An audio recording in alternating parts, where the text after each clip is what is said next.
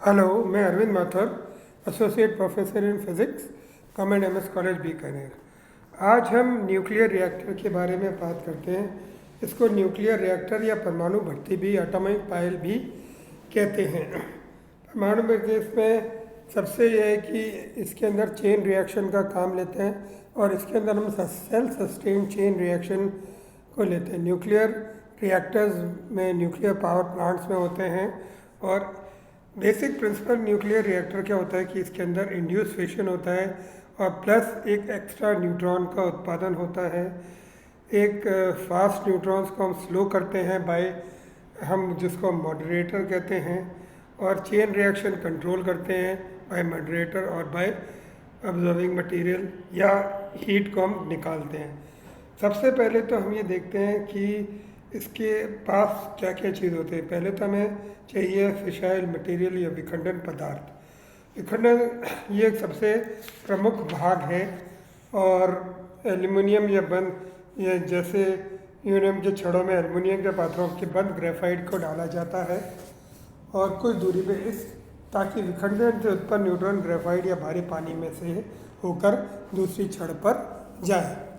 इसके बाद होता है मंदक। ये मंदक का कार्य है न्यूट्रॉन की को वेग को कम करना और विखंडन से उत्पन्न न्यूट्रॉनों की ऊर्जा 1 MV के लगभग करना है। ये यूज़ ऑफ मॉडरेटर होता है। और अतः न्यूट्रॉन की गति को बंद करने के लिए इन्हें ग्रेफाइट तथा भारी पानी से गुजारते हैं। इनके परमाणुओं से द्वारा न्यूट्रॉन की ऊर्जा कम हो जाती है क्योंकि ये पदार्थ की गति को धीमा कहते हैं, इसलिए इनको मंदक कहते हैं।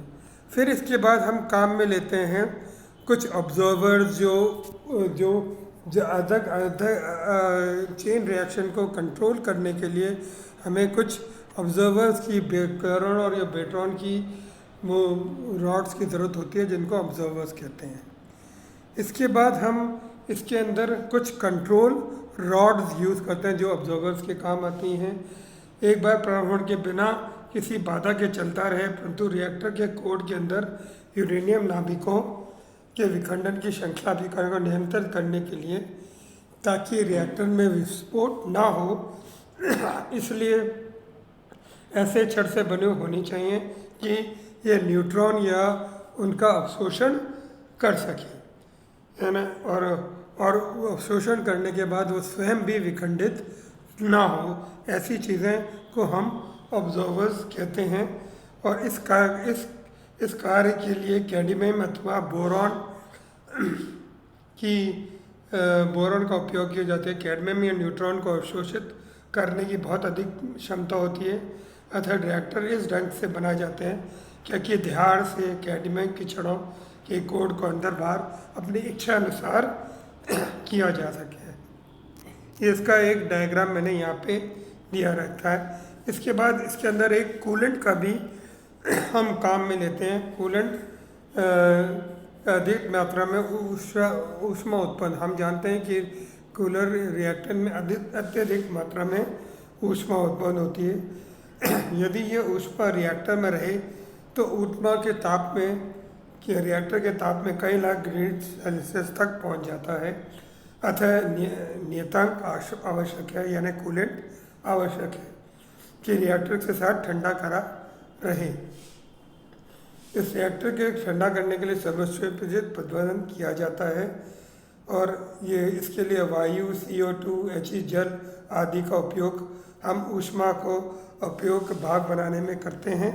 और इसके बाद एक शील्ड है जो इसको एक न्यूक्लियर रिएक्टर की जो बनावट है वो आपको इसमें देख सकते हैं कि एक न्यूक्लियर रिएक्टर का सिस्टमेटिक डायग्राम है कि हम क्या क्या करते हैं। ये कंट्रोल रॉड है, प्रेशराइजेशन है, स्टीम है, पंखे से रिइंफोर्स करके एक न्यूक्लियर रिएक्टर को बनाते हैं।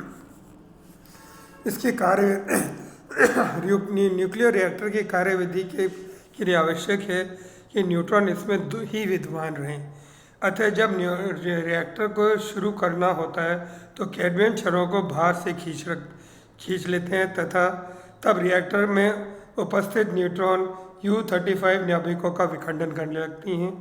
इसके तीव्रगामी न्यूट्रॉन उत्पन्न होते हैं और ये न्यूट्रॉन मंदक ग्रेफाइट या जल से टकराते हैं, इससे इनका वेग कम हो जाता है। फिर ये न्यूट्रॉन की भी 235 नाभिकों को खंडन कर लेते हैं। श्रृंखला अभिक्रिया को लगातार चलाने के लिए यू ईंधन का आकार इसके क्रांतिक आकार के से अधिक होना चाहिए। न्यूट्रॉनों की बढ़ती संख्या को कैडमियम छड़ों के अंदर खिसकाकर नियंत्रण में रखा जाता है ताकि न्यूट्रॉन में विस्फोट न हो। विखंडन से प्राप्त ऊर्जा शीतलक प्रवाहित कर न्यूट्रॉन से बाहर निकाल ली जाती है और फिर शीतलक से ऊष्मा निकालकर इससे विद्युत उत्पादन किया जाता है। ये एक वर्किंग ऑफ अ न्यूट्रॉन, एक न्यूक्लियर रिएक्टर है। इसके बाद इसके क्लासिफिकेशन कई होते हैं, कई तरह से इसका क्लासिफिकेशन होता है। तो न्यूक्लियॉन का वर्गीकरण हम अलग अलग भागों में कर सकते हैं। इस स्लाइड में मैं पूरा का पूरा आपको वो क्लासिफिकेशन दिखा नहीं पाया, इसके लिए मैं थोड़ा सा तो क्लासिफिकेशन के लिए हम क्या करते हैं कि पहले हम क्लासिफिकेशन करते हैं नाभिक की एवं मंदक के मिश्रण के आधार पर। नाभिक एवं मिश्रण के आधार पर हम इसको होमोजेनियस रिएक्टर बना सकते हैं या हेट्रोजेनियस रिएक्टर। इसके बाद विखंडन करने वाले न्यूट्रॉनों की ऊर्जा के आधार पर भी क्लासीफाई कर सकते हैं, जिसको हम कहते हैं थर्मल रिएक्टर या जो है ऊष्मा रिएक्टर, इंटरमीडिएट रिएक्टर और फास्ट रिएक्टर। या दूसरे कार्य निष्पादन के आधार पर यानी रिसर्च रिएक्टर यानी अनुसंधान रिएक्टर हो सकता है, ग्रेफाइट मंदित अनुसंधान reactor, graphite moderated research reactor या जल boiler reactor, water boiler reactor, swimming pool reactor, तरुणताल reactor, light water model reactor, light हल्का पानी मंदक reactor, heavy water moderated reactor, भारी पानी मंदित रिएक्टर। उसके बाद एक प्लैटिनम प्रोडक्शन रिएक्टर होता है। बाकी बात हमारे पास पावर स्टेशन भी होते हैं। हम प्रेशराइज वाटर रिएक्टर बनाते हैं, बॉइलिंग वाटर रिएक्टर बनाते हैं, ऑर्गेनिक मॉडरेटर रिएक्टर बनाते हैं, गैस कूल्ड रिएक्टर होता है, लिक्विड फ्यूल रिएक्टर होता है और फास्ट रिएक्टर होता है या ब्रीडर रिएक्टर होता है। अब हमारे पास कुछ इन रिएक्टर्स के कुछ पाएंगे कि होमोजेनियस रिएक्टर में इन रिएक्टर में नाभिक ऊर्जा तथा मंदक दोनों को एक संभागी घोल यानी एक ही होमोजेनियस रिएक्टर में मिश्रित कराकर उपयोग किया जाता है। दूसरा है विषम रिएक्टर। इस प्रकार के रिएक्टर में ईंधन की को प्लेट या श्रृंखला बैलेंस के रखकर छड़ के रूप में बनाकर इनका लैटिस बनाए जाते हैं और फिर मंदक। ऐसे अलग अलग तरह के हमारे पास रिएक्टर्स बहुत सारे क्लासिफिकेशन हैं जो अपन बहुत सारा डील कर सकते हैं। इसके क्लासिफिकेशन ऑफ न्यूक्लियर रिएक्टर में आपको डिटेल में अलग से नोट्स और अलग प्रोवाइड कर सकता हूँ। ये आपके प्लैटिनम रिएक्टर्स हैं और ये आपके रिएक्टर्स अलग अलग टाइप के अलग अलग डिस्क्रिप्शन हैं। एक आप इनका मॉडरेशन, एक इनका क्लासिफिकेशन कर दिया और हल्का सा थोड़ा सा स्टडी कर लिया। Thank you.